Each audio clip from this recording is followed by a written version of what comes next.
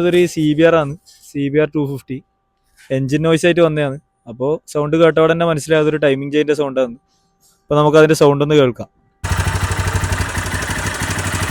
നമുക്ക് CBRന്റെ വർക്ക് ഒന്ന് നോക്കിയാലോ. വാ.